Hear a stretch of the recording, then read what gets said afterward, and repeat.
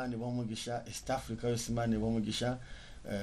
Turabakiriye mu izina rya Yesu kandi tubahaye ikaze muri no mwanya udasanzwe tugiye kwinjiramo ijambo ry'Imana ndetse n'ubuhamya.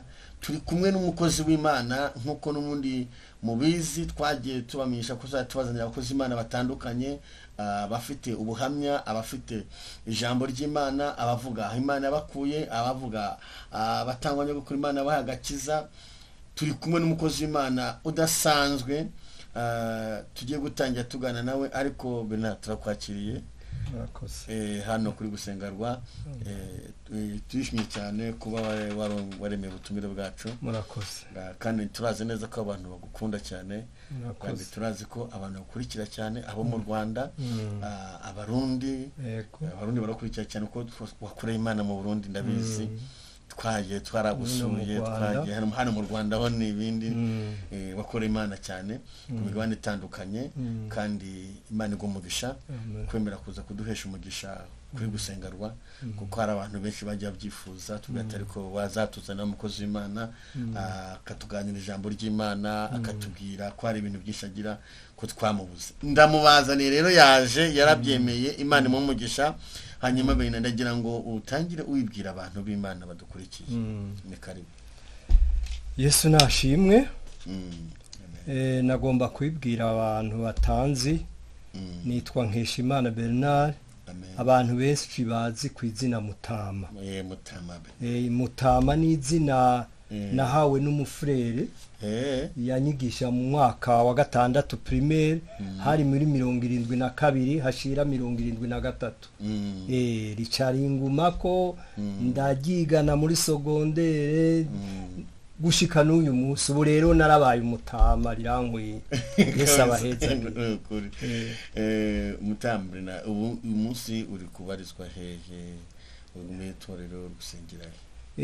Muri iki gihe ndi mu itorero rya ADPR, paruwase ya Kanombe, umudugudu wa Samuduha i Kigali. Amen. Niho mbarizwa. Imana igumugisha kuza kuri gusengerwa, kandi turakwishimiye cyane. Murakoze. Reka dutangiye dusenga Imana, hanyuma twinjira mu mwanya. Ndabizi abantu baradukurikiye kandi bafite amatsiko yo kumva ijambo ry'Imana, bafite amatsiko yo kongera guhembuka. Nanjye nari gukumbuye. Ndari gukumbuye no kuri. Kandi urabizi ko dukundana. Yego. Twarakoranye ibikorwa bari Burundi y'Imana mu Burundi na hano, kandi twagiye tubona Imana ikora imirimo n'ibitangaza itabara abantu bayo. Reka dusenge hanyuma twinjire mu ijambo ry'Imana. Abakurikiye gusengerwa, Bernard araje kutwana ijambo ry'Imana, nta nubwo aje rimwe, aho ko Imana iramuzanye kugira ngo nawe wongere ukurikiye Bernard ku ijambo ry'Imana. Mana mu izina rya Kristo wa Nazareti, uri Imana y'ububasha, uri Imana ikomeye, uri Imana ifite imbaraga, uri Imana yo kwizerwa, uri Imana yo kwiringirwa.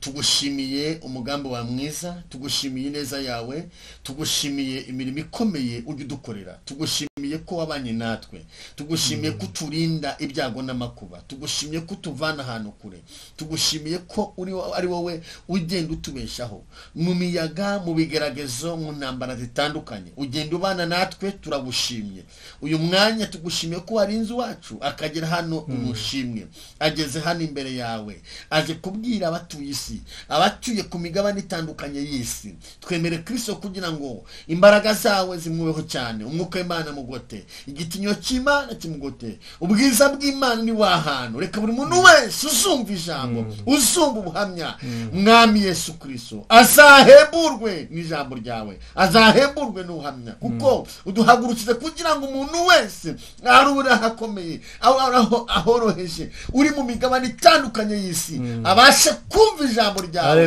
kuko waravuze ngo waguye ijambo ryawe, uraryaguye kugira ngo rigeraho tutabasha kugera. Turasenze muri kano kanya ko wakurikiye gusengerwa, buri muntu wese ugiye gukurikira gukurikirana ijambo, ugiye gukurikirana umukozi wawe, ugiye kudukurikirana ahemburwe, asubizwemo intege mu rugendo. Umwuka wera nekosi nimone ma umwuka w'Imana, ubwiza bw'Imana buganza. Abasore badukurikiye, abajya badukurikiye, abakobwa badukurikiye, mwami w'abami, abakama badukurikiye, turasenga ngo ubwiza bw'Imana bubeho, turasenga ngo baye natwe muri byose. Tuguhaye ikaze Uwiteka, ngo baye natwe muri byose, mu izina rya Kristo wa Nazareti, amen. Mukozi w'Imana turakwakiriye, karibu. Yesu nashimwe. Amen.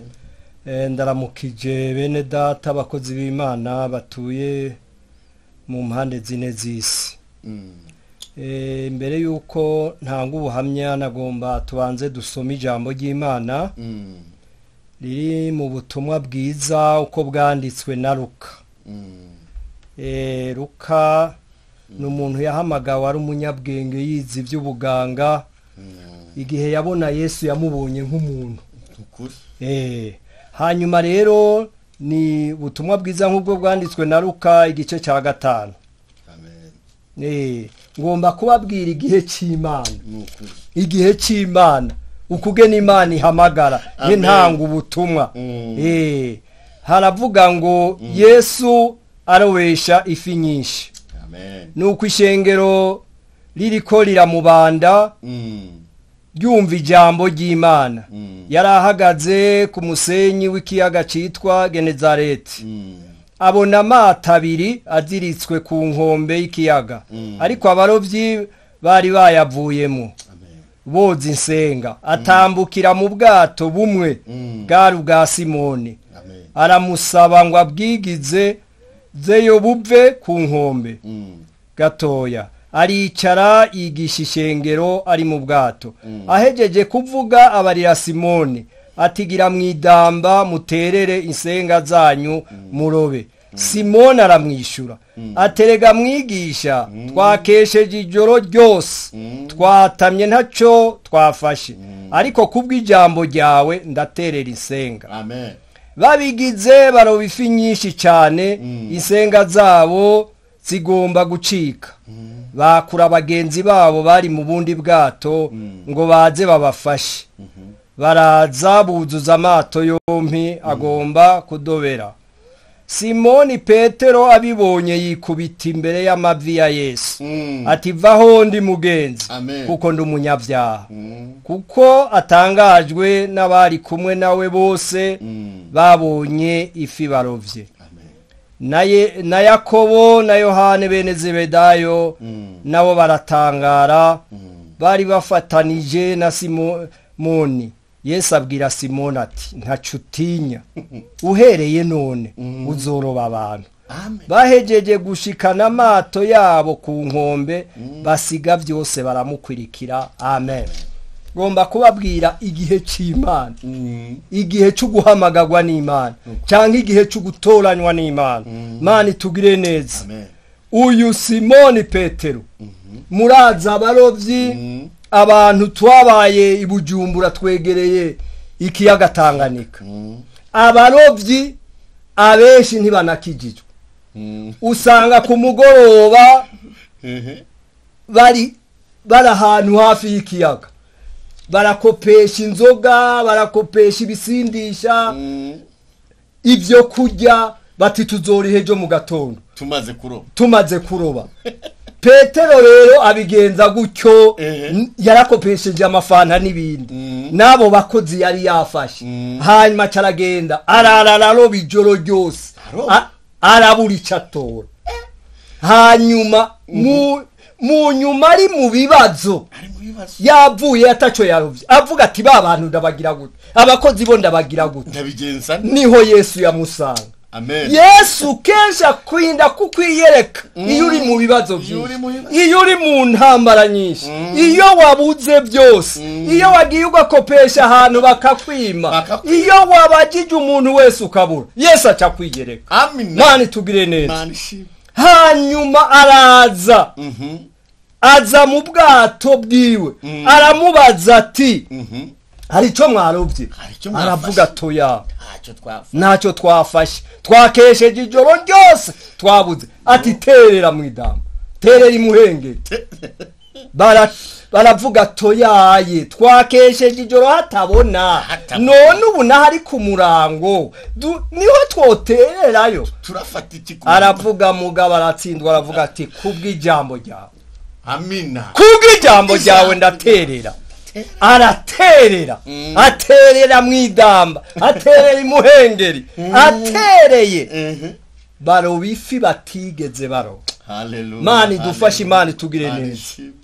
Niho rero baca bakura bagenzi babo ngo baze nabo mbega wewe umaze kuronka umaze guhindurirwa Imana imaze kukwishura uribuka abo mwasenganye uribuka abo mwaririmbanye uribuka abo mwabanye ariko wewe yaciye ahamagara abagenzi bawe ati nimuzi ibintu byabonetse mbega hari uwo wahamagaye uti ngo hano kwa Yesu narabonye umuntu afise ikimazi.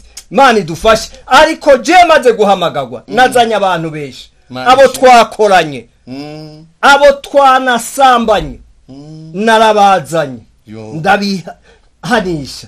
Imana idufashe Imana tugire neza.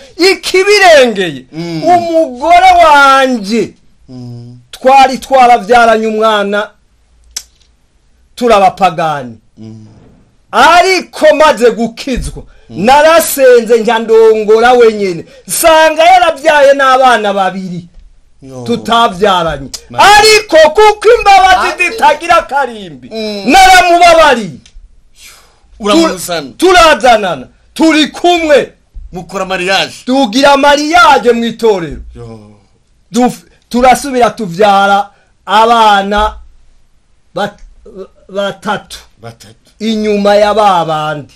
Imana idufashe Imana tugire neza tubanye neza ubwa mbere umugabo wiwe kandi ndumwigisha wiwe.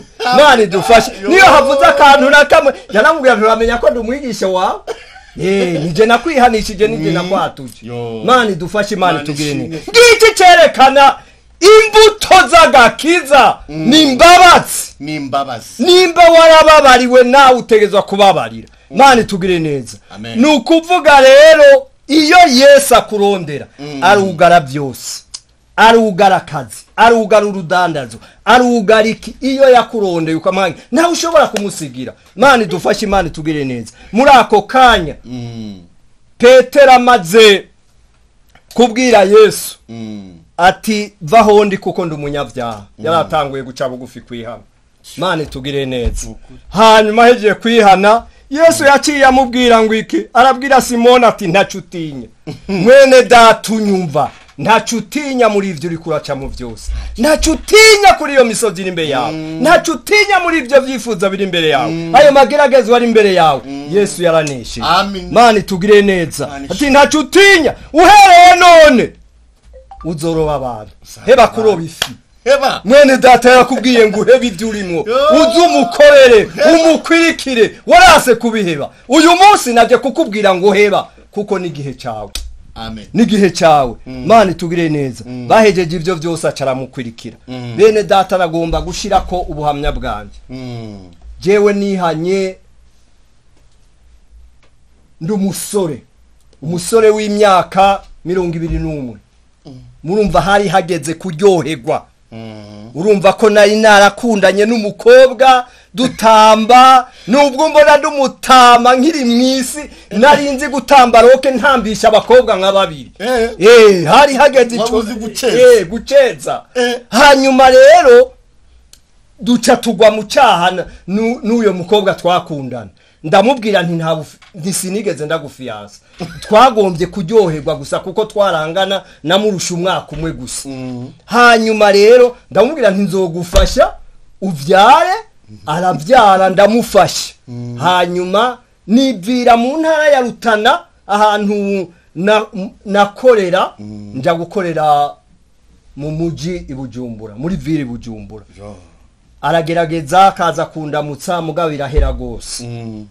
Hanyuma rero niho hagera igihe akazi kari kakiriho wava muri iyi ministeri ukaja mu yindi navuye mu butungane nja muri mituwere hama nja mu bushikiranganje bwa mbere niho rero ni gituma ndababwiye igihe cy'Imana Amen. nagenda gukorera mu vyaro canke muri interiyeri maze nagira ico bita statistique marche abumva igifaransa baravyumva hanyuma nari maze amezi 3 mva mu ntara njya mu yindi ntarasubira mu gisagara i Bujumbura ku munsi w'Imana nzoheza misio ku munsi wa kabiri niho numva umusonga mu mutwe naraye nasinze mu Burundi bavuga ngo kuboregwa mu Kirundi nari naborewe hamwe abana bavuga bati umuntu yaborewe Yesu ntagashobora kugukura Amen. aragukura mu bamayibobo aragukura mu basambanyi aragukura mu basinzi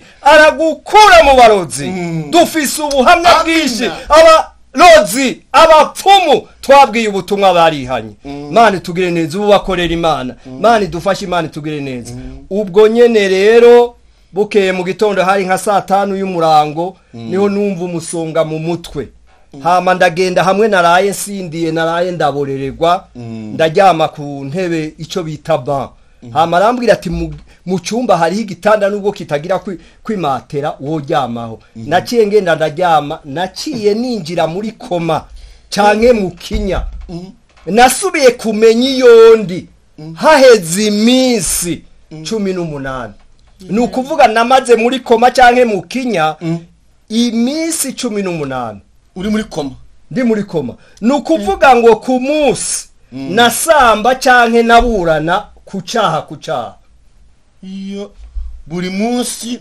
waburanaga n'icyaha wakoze icyaha ca mbere caje ni cy'ubusinzi canka kaboregwe babandi satana akubwira ngo koriki waheza kugikora gaca gutwenga haje babandi twahora tuborererwa hamwe canke dusindira hamwe twasangira baraza ngo subira ugire gonginike hari ikintu bitwa tagonginike cyo gihe mwahera saa 5 y'umurango muvuye mu bikorwa by'umuganda canke ibikorwa by'ubumwe mugaca muguma mu kabare gushika saa 3 y'ijoro mudatashe iyo niyo yitwa gonginike bakaza bakambwira ngo subira ugire gonginike banwenga Mana tugire neza muri yako muri muri koma hanyuma rero nagomba kubabwira ngo ibyaha byose harageze igihe hazi icyaha cy'ubusambanyi rero icyo cyaha cy'ubusambanyi cyaranjanye mu rukiko ntiwihute cyane tugeze ahantu hakomeye kandi hari haraje icyaha cy'ubusambanyi nico finale cyanyuma cyagira 18 nari nasambanye n'umuntu w'umugore afise umugabo baranyagiriza bati wasambuye urugo rw'abandi muntu usambana n'abagore b'abandi wagirizwa icyaha cyo gusambura urugo rw'abubatsi Mana dufashe Imana tugire neza mu rukiko ntandatsindwa canke muri sentare uracyari muri koma muri koma bakujyana mu rukiko bakwereka ibyo wakoze baca ntandatsindwa ko ntegezwa kumanikwa canke kunyongwa hanyuma baranjyana kuri stade nukuvuga ngo baraza badayimoni kujya kumupira bamwe bakina umupira wavuye hanze baraza kuraba aho banyonga barashira ku ntebe baranduza bashira igitambara mu maso bashira intuzeye ikamba canke imigozi mwizosi hanyuma kugira ngo baze gukubita intebe yo hasi hama nkengira gutya njemva hanyuma rero kuko igihe canje kitari bwagere ari Imana yagomba ngo nemere nari naranse ubutumwa bwiza nari naranse kwihana barambwira ubutumwa nkabashwanira kuko ntavyo nabona hanyuma rero ijambo ry'Imana rivuga ngo umuntu akizwa ageze ku cyobo canke ku manga rero bamaze kunshikanaho abantu baje haca hagwa imvura nyinshi ndakunda imvura shimwe Yesu Prokirere cyangwa mucica ncaha ntiyaheza ngo aze kugira ngo atange uruhushya basubizaho nari mfungiwe. Hanyuma rero Yesu acarangendera muri Nyacyonga ndamubona. Haleluya. Jambo ry'Imana rivuga ngo nabamuwambye bazomubona bazotura ubuko bavuge bati ntitwabimenye ko wari umwami. Ndanavuga ngo Yesu niwa nkiza nzogukorera. Niho natangiye umuhamagaro jewe rero. Yesu acarambaza ati watanguye kumva ubutumwa bwiza ryari bakozi b'Imana muri ko murarungika ubutumwa mwebwe mu buvuge gusa ubutumwa n'imbuto y'Imana itabungwa. Nari mazi imyaka 22 numvise ubwo butumwa. Arambaza ngo watanguye kumva ubutumwa bwiza ryari. Ndamubwira imyaka iheze ati bwavuga gute Yosefu agurishwa na bene se. Nico gituma muri iyi minsi aha mubona biza birahinduka mu matorero no mu madini yacu no mu mashengero nta bandi babigira ni bene data n'abakozi b'Imana mukorana nibo bagushora nibo bakugurisha. Ni Yosefu agurishwa na bene se agashogwa muri Egiputa kuko ico gihe navyumva vyarambabaje. Ubu no vyumva bikumvikana kuko bireze ariko ico gihe vyarambabaje. Ubu bireze kabisa. Yesu yaciye yigira nta nirindi jambo yasubiye kuvuga. Baca barugura chambre nari ngwariyemo kuko bari babosha amaboko n'amaguru babohera ku gitanda kugira ngo sinze ndagira. Nari ngwaye ingwara bitwa meningite bayita mugiga we. Hanyuma rero docteur yari umudocteur w'umunyarwanda yitwa Kayombya Jean Chrysostome yankwirikirana acarugurura yuguruye nkandakanguka. Uva muri koma? Mva muri koma. Arambaza ati bere nuracariho. Ndamubwira ngo ndacariho. Imana ishimwe. Ati tuguhiki tuguha matate bazanira itiro bazanira indi itiro subira nkubitayo. Hanyuma kuko iminsi 18 atakintu urya nubwo harimo amaserumu. Rero ndagomba kubabwira muri koma niki bakozi b'Imana muri koma uzobona canke mukinya uzobona umuntu icuya kimubirana cyinshi abari karahunga kuko uravye agatabo k'umutima w'umuntu canke umutima w'umukristo icyaha cyose kigiranwa n'inyamaswa canke n'igikoko. Arashobora kubona iyo uri muri koma abantu biza ugahunga ariko abantu wewe uwibona mu buryo bw'umwuka canke mu buryo bw'impwemu ariko abantu ntibabibona bakaza baraguhanagura cyangwa ukabona avuga gutyo umuntu wasambagurika gutyo. Rero Imana kuva uwo munsi Yesu yaciye ansanga kuko naciye ndamubaza ngo none ko hari amatorero menshi yaragarutse mu nyuma. Aransanga asanga kuko nari umukatolika ico gihe narihanye urumva narabonye ibyaha nakoze mugabo naciye ngenda kwa padiri ndirega. Kwirega rero biratandukanye no kwihana. Kwirega nukuvuga uvuga ngo ntibahave bamfata ngo bamenye ko ari je nabikoze. Mugabo kwihana nukumara maza gose ukarandura uti Imana kuva umunsi naho rasambana sizosubira gusambana. Kuri ariko ahandi kwirega no kwimenyesha gusa. Hanyuma rero ndagenda kwa patiri turavugana yarasanze kwanza mu bitaro arambaza kugene vyagenze. Hanyuma rero ndagenda kuko sinari nihanye ndasubira ndasinda igihe gitoya. Ngize gutya Yesu acarangenderera rero azakaze cyane aravuga ngo wavuze ngo ndagukiza uzonkorera ngo none uko niko unkorera ngo waraye usindishije abantu benshi cyangwa uborije abantu benshi. Numva ndapfuye nari mu rugo iwacu yumvuka mu cyaro nja ndavuga mu misozi nja ndavuga nti none ko hari amadini menshi nje ngo ja muri Pentecote ariyo ADPR. Jewe rero naho abakizwa bose bova muri ADPR canke Pentecote nama ndiko ndavuga nti nzosigara ndumwe kuko jewe narayibwiwe. Wewe uyicokora wewe uvuga ngo bisa na biriya reka kandi kuva ninjira jaha njandagenda insitseyo rero Imana irasubira irangenderera irambwira ngo ndaguhaye umurimo wo gufasha abagwayi. Rero mwene data unyumva, ejo ukaba ufise umuntu ari mu Kenya canke muri koma, akaba muri Amerika, akaba muri Aziya, akaba i Burayi, akaba muri Oceani, akaba ahantu hari mu gihugu icari cyo cyose, urambwira nimba yokizwa agakorera Imana azokizwa, n'ahari igihe ciwe azopfapfira muri Yesu. Na kuko umuntu ari muri koma arumva, areka kuvuga, arihana. Ico gikorwa nagikoze imyaka myinshi, mvi Burundi nzi ni Rwanda, umukozi w'Imana turiko turaganira arabizi. Numva umuntu kuri Faisal ari muri koma ngacanza nitikeje wanje, numva uri kuri CHK nkaza, numva uri Kanombe nkaza kuri hospital militaire. Ico gikorwa nagikoze Burundi, abarundi bariko baranyumva barabizi. Uwo murimo niwe baciye banjeja no kwishengero no kuri misiyoni ya Bujumbura. Nari njejwe amasengesho y'abaraba bagwaye kwa muganga. Ico ni gikorwa rero Imana yagiye impa. Rero ejo canke iryo rya ejo ukagira umuntu agwaye ingwara yariyo yose, numuhamagaro wanje.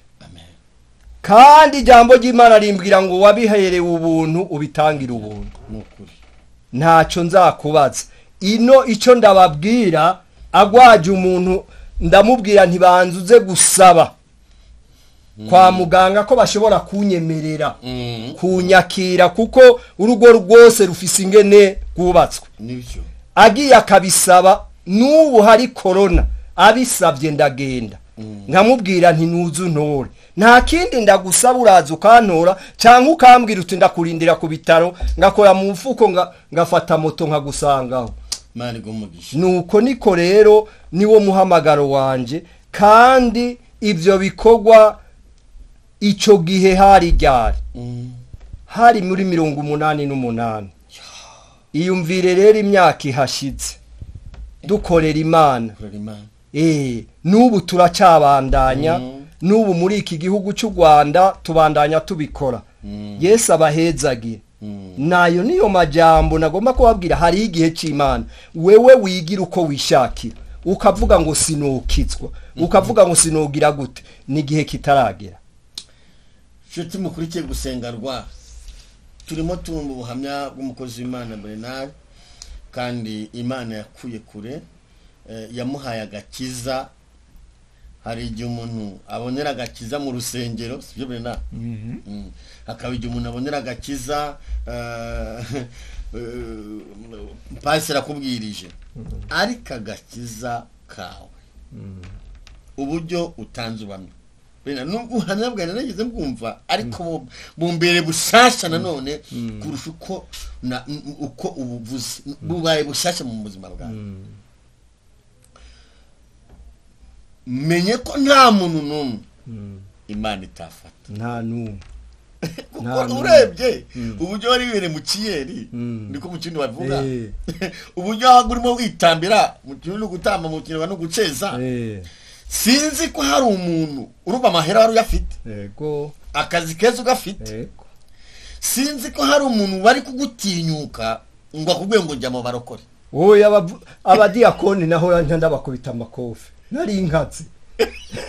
Bambwiye ngo agakiza, ni mukizwe mwe mutagira gusorora, mutagira kugura, mutagira guhahisha, mutagira kunywera. Niko nababwira. Umva Yesu arashoboye. Nta muntu wari uburyo bivuze. Shuti udukurikiye, ahari wenda gukizwa ubona byarakunaniye. Hari n'uwacu dukurikiye ejo twaraganira n'umuntu arambwira ati sinzi nimba nshobora kuzakizwa bigakunda. Ndamubwira nti ukurikire gusengarwa, hari igihe ushobora kuza kumva umuntu wakijwe, ukurikire gusengarwa, Imana iguha umugisha kuza gutanga ubuhamya ahari.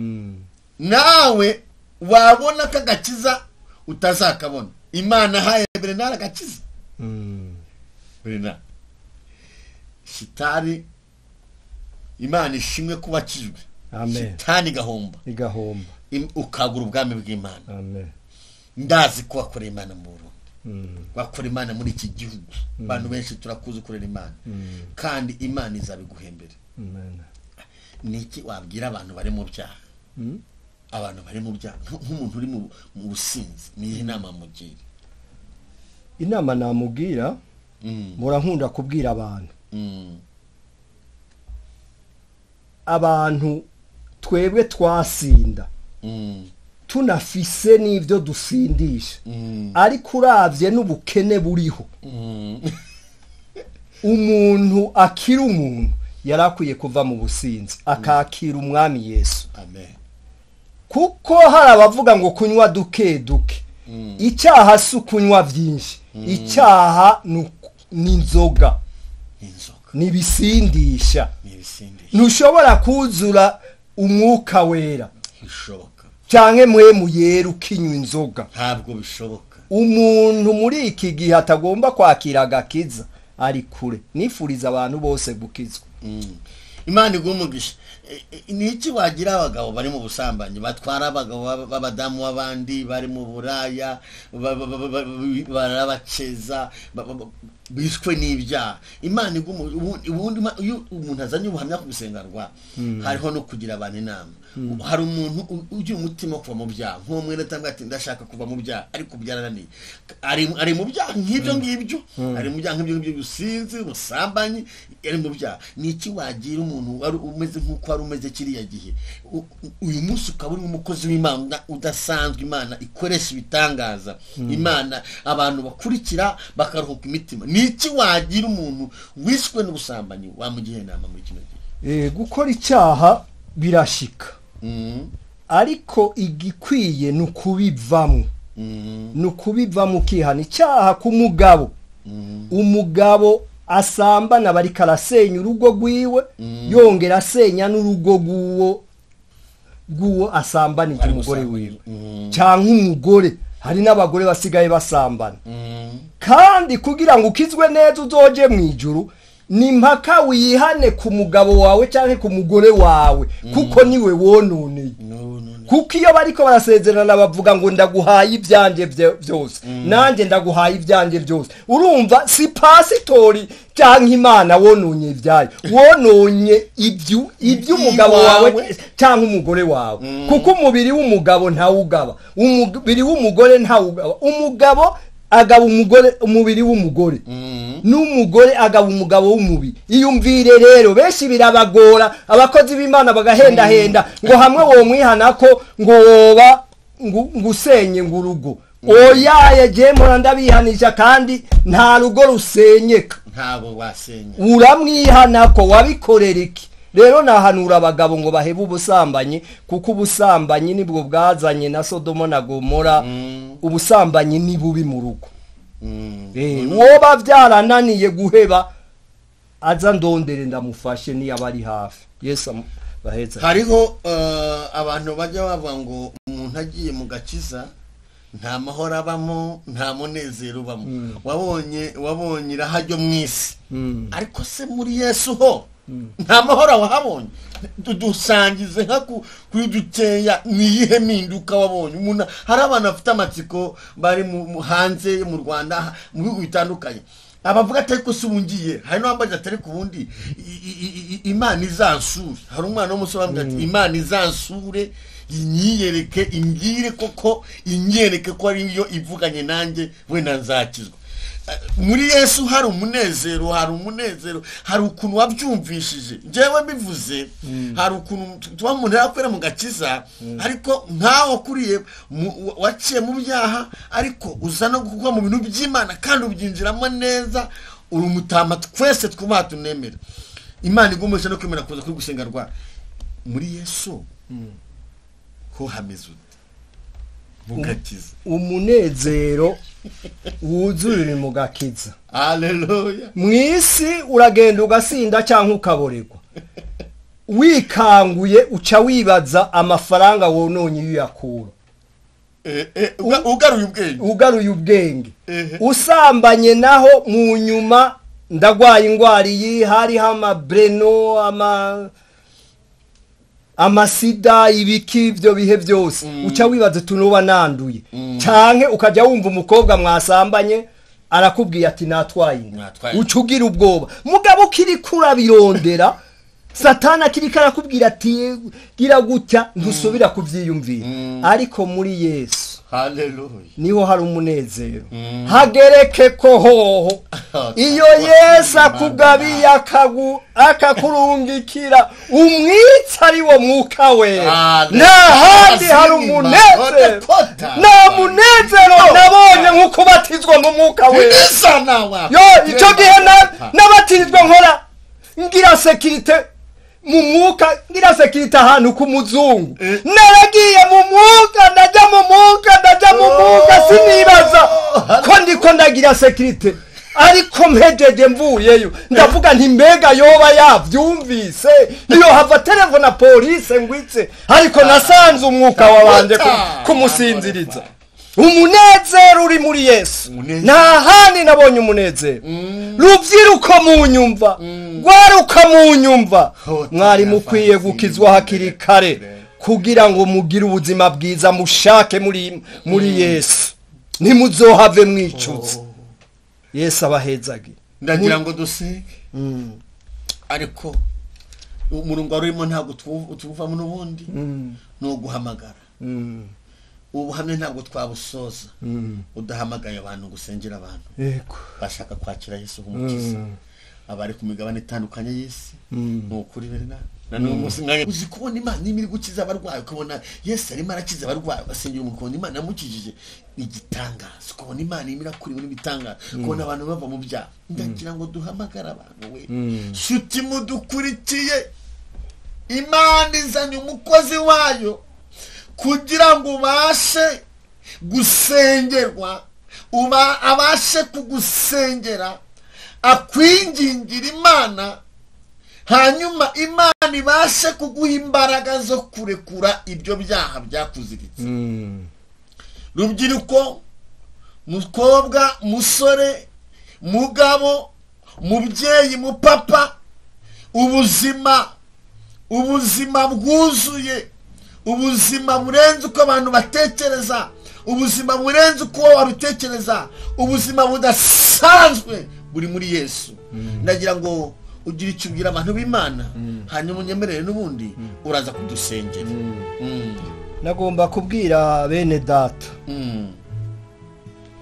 hariho abamama basengera abagabo kugira ngo bakizwe akajya abona agwaye indwara kanaka agaca atangura kuvuga ngo Mana urabona ibyo unkoreye inyishu y'Imana icyaho umuntu adashaka kumva Imana irakwishuye imuhebesheje ibisindisha kugira ngo atekereze agwaye igitigu agwaye hypertension agwaye diabete kumbe n'umuhamagaro w'Imana Imana harahihamagarira mu ngwara harahihamagarira mu bukene canke mukava mu kazi Imana ihamagara mu buryo bwinshi tuzobivugana gusenga gwangira bazosubira abantumire hanyuma nababwira bene data ntaho Imana itakunda kandi ntahitana mushikana ico cubahiro ufise ubwo butunzi ufise ayo mashuri wize Imana niyo yatumye wiga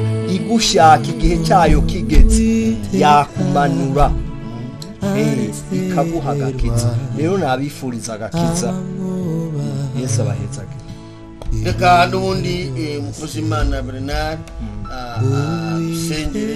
asengera bakurikiye gusengarwa bari ku migabane itandukanye y'isi hanyuma gusengera abantu ahari hari umuntu wamukurikiye ndazi ko dukurikira ari benshi ni benshi bakurikiye gusengera abantu b'Imana imbaraga kurisha ibyaha zo kuva mu byaha kandi kuba bamenye Imana igumurisha nuko umuke Imana kuyobora nikabo Imana ni n'ububasha n'ubushobozi ataba twese uhoraho haleluya ndagushima ko igihe cyawe cyari ikinyene umukozi wawe yabimbwiye kuva kera ariko ndamubwira ngo ngiye gusenga uyu munsi ni ubunyene hariho abantu bariko baratwumviriza mu izina rya Yesu bamwe batarigera bihana, abandi nabo basubiye inyuma, bari abaririmbyi, bari abakozi bawe, bari mu itorero, mu izina rya Yesu ndabasengeye Mana, ndasengeye umuntu wese mu izina rya Yesu ariko aranyumva, mu izina rya Yesu mumuhe imbaraga zimushoboza kuva mu byaha bimuboshe. Turacagaguza imigozi yose ibohesheje abakozi bawe mu izina rya Yesu. Abantu bahebye gusenga, abantu bahebye kwiyiriza ubusa, abantu bahebye umuhamagaro wabo, turabasengeye Mana, bataragenda ngo basubizwe muri koma, kuko wewe icyo wavuze utegeza kugishitsa. Ndasengeye umuntu wese atwumva kugira ngo yihane, ahungura kebugira bose mu izina rya Yesu. Ndasengeye Mana, abantu bari bafise intege nke ngo basubire mwami Imana ubuhamya, ngo bagarukane muri we Yesu.